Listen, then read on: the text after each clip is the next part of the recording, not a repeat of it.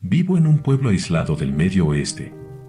Es una ciudad aburrida de tamaño medio, tallada en las densas montañas Ozarks del sureste de Missouri. Crecer aquí había sido difícil. Vengo de una familia grande y violenta, y no era ningún secreto que los niños Cooper recibían palizas. Por supuesto, muchos niños por aquí recibían palizas. Ese es el tipo de pueblo que es. Como no se me permitía tener amigos, me concentré en mis calificaciones para que algún día pudiera escapar a una universidad de 4 años al otro lado del estado. Nunca pensé que después de graduarme, terminaría de regreso en Arlington. De haberlo sabido, probablemente me habría matado. A menudo, me preguntaba en qué momento había fallado en el camino. Tenía un futuro brillante y emocionante por delante, lejos de Arlington y de la familia de campesinos borrachos que había dejado atrás. Pero no parecía ser una sola cosa lo que me había traído de vuelta. Fue solo una serie de errores y mala suerte. No había una sola cosa a la que culpar, lo que lo hacía todo más frustrante. Enseñar inglés en un colegio comunitario era muy diferente a ser agente literario, que era lo que había soñado ser. Cada día que me despertaba en Arlington sentía que era un fracaso. Lo único que me gustaba del pueblo era la naturaleza fresca que lo rodeaba. Mi pequeña casa estaba justo al lado de las montañas Ozarks, y cada fin de semana iba de excursión al bosque para despejar mi mente, siempre tomando el mismo camino por el río y siempre regresando refrescado y contento. Los consideraba mis mini vacaciones y me mantenían cuerda. Pero fue esta misma práctica mía la que llevó al momento más horripilante de mi vida. Podría haber sido cualquier persona en el pueblo quien la hubiera encontrado, pues cientos de personas salen a esos bosques, pero no fue cualquiera, fui yo.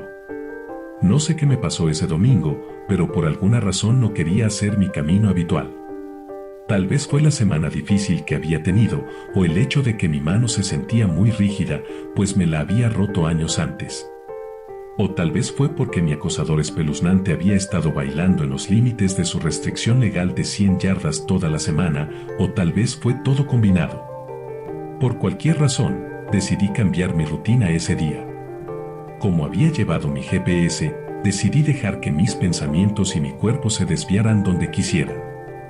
Deambulé perezosamente y sin pensar, dejando que el aire fresco purificara mi alma, como siempre hacía. Pensé en el examen que daría la semana siguiente. Pensé en llevar a mi perro Clara a las clases de entrenamiento para cachorros. Pensé en presentar otra queja sobre Doug el acechador. Pensé en todo por un rato y luego, no pensé en nada. Después de una hora, me di cuenta de que había encontrado un sendero estrecho y apenas visible. El aire fresco y delgado de la mañana estaba cediendo lentamente ante su hermano más cálido y pesado. Decidí seguir el sendero durante un cuarto de milla o algo así, y luego dar la vuelta y regresar. Según mi GPS, estaba a solo unas 2 millas de casa, lo cual no estaba tan lejos.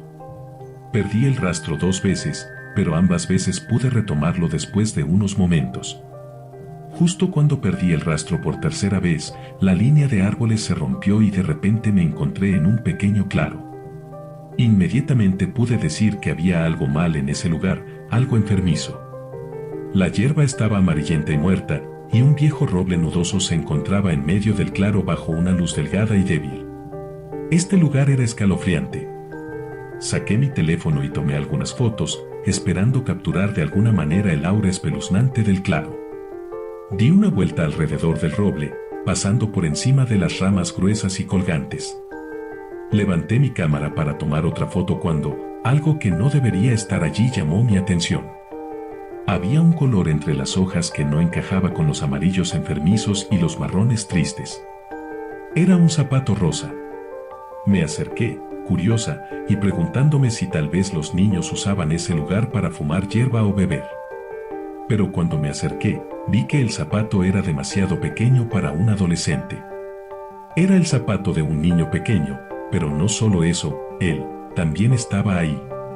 He sentido muchas cosas terribles en mi vida, fracaso, decepción, dolor, pero nunca he sentido algo tan horrible como cuando encontré los huesos de un niño pequeño empujados en la oquedad de un árbol. Estaba acurrucada en posición fetal, su cuerpo roto era demasiado grande para la pequeña oquedad. Era una maravilla que se hubiera ajustado allí cuando era más que solo huesos. Su ropa se había ido en su mayoría, al menos del lado expuesto, y su cráneo tenía grietas e indentaciones enojadas. Vomitaba en el tronco del árbol y luego, avergonzada, corrí.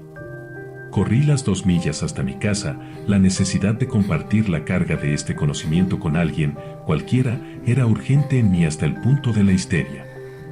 Cuando finalmente rompí la línea de árboles en mi propio patio trasero, caí exhausta sobre la hierba. Miré fijamente al sol, tratando de cegarme del recuerdo. Pero todavía podía ver a esa pequeña niña muerta. Cuando pude respirar de nuevo, saqué mi teléfono del bolsillo y llamé a la policía. Vinieron en cuestión de minutos y de alguna manera encontré la fuerza para levantarme y encontrarme con ellos en el camino de entrada. Les expliqué todo lo que había sucedido en frases cortas y ahogadas y les entregué mi GPS para mostrarles dónde estaba el cuerpo. Un oficial me envolvió en una manta y otro me trajo botellas de agua. Después de eso, todo sucedió bastante rápido. Me senté en mi cocina y observé por la ventana mientras se reunían multitudes y llegaban los medios de comunicación. El sonido de los helicópteros venía y iba desde arriba, tanto de la policía como de los helicópteros de noticias. Estoy segura. Miré por la cortina de la ventana, rezando para que las multitudes no pudieran verme dentro. Cuando el anochecer comenzó a caer, encontré a Doug entre la multitud de corresponsales de noticias y vecinos. Estaba al frente de la cinta de la policía y miraba tanto el espectáculo como mi ventana, con calma. Fue la primera vez que realmente violó la orden de alejamiento. Traté de encontrar a un oficial, pero en el camino solo encontré mi cama. El largo y emocional día dio paso a un sueño profundo y reparador. Cuando me desperté a la mañana siguiente, vi que las furgonetas de los medios de comunicación de St. Louis habían llegado y que la policía había establecido controles de carretera en mi calle. Ese día y el siguiente llamé al trabajo para decir que no iría y finalmente les dije que no iría el resto de la semana. Me quedé en casa y trabajé en mi novela, tratando de ignorar el circo que nuestra ciudad se había convertido. Identificar a la niña pequeña tomó casi 2 semanas, pero alguien en los medios la había llamado Sara. Vi el titular, quien puso a Sara en el árbol de Bear Oak, aterrizar en mi porche un día. Parecía que los medios estaban haciendo comparaciones entre nuestro caso y el de quien puso a Bella en el Witch ELM. Nunca recuperé el periódico. Finalmente, la oficina del forense emitió un comunicado en el que se identificaba a la niña de 6 años, se guardó su nombre mientras notificaban a la familia y se informaba que la causa de la muerte probable, aunque no concluyente, fue un traumatismo contundente.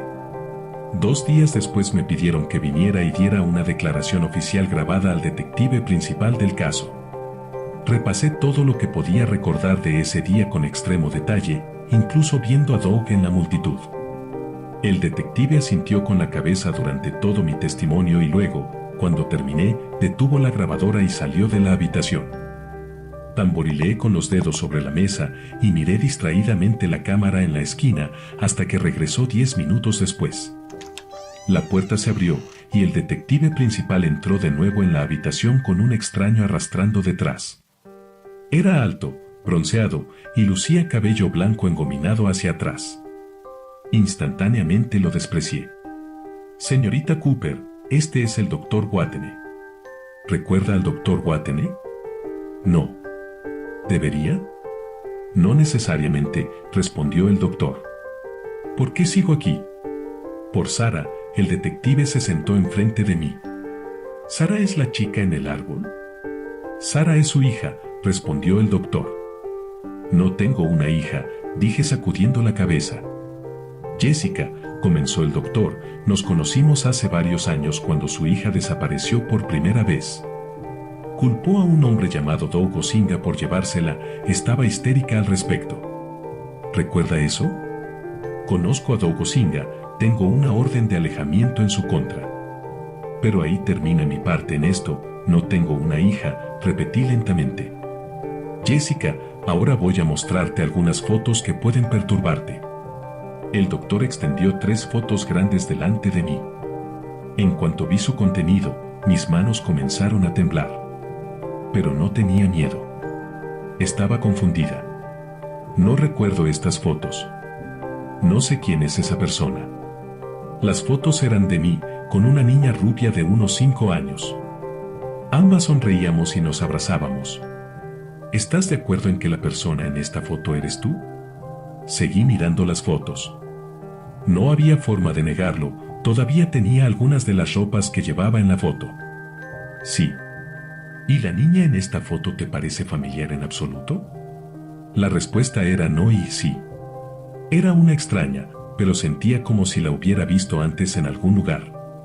Los recuerdos comenzaron a sacudir las puntas de mi sinapsis y traté de dejarlos entrar, pero eran borrosos y fragmentados. Sí, murmuré, mis ojos nunca abandonaron la página. El detective se inclinó hacia adelante en su silla. Lo siento mucho, Jessica. El cuerpo que estaba en el árbol ha sido identificado como el de tu hija, Sara. ¿Qué? Estaba perdida y de repente me sentía terriblemente sola. ¿Qué hago? Creo que deberías hablar más con el doctor Watene, vas a necesitar apoyo ahora. ¿Y la niña pequeña? Vi a Doug Osinga el día en que se encontró el cuerpo, estaba en la escena del crimen. Sí, lo esperaba. El detective se levantó entonces y el doctor Watene lo siguió. Volveremos enseguida aquí, me entregó mi teléfono. Deberías investigar tu caso. Puede ayudarte a recordar cualquier otra cosa que puedas estar reprimiendo. ¿Quieres que llame a tu familia? Pero no tenía familia. No. Estoy realmente asustada y confundida, en este momento necesito pensar. Lo entiendo, dijo el detective mientras seguía al doctor Watene por la puerta. Espera. Grité repentinamente, levantándome de mi silla. El detective se detuvo y se dio la vuelta. ¿Cuándo van a arrestar a Doug Osinga? ¿Tienen alguna evidencia en su contra? Jessica. Doug Osinga no existe, dijo el detective. Cerró la puerta detrás de él y caí de nuevo en mi silla. Han pasado casi 2 horas y no han vuelto. Y me hace preguntarme por qué sigo aquí. Pero creo que lo sé. Tuve una hija que desapareció. Doug Osinga no existe. Y encontré un cadáver en el bosque.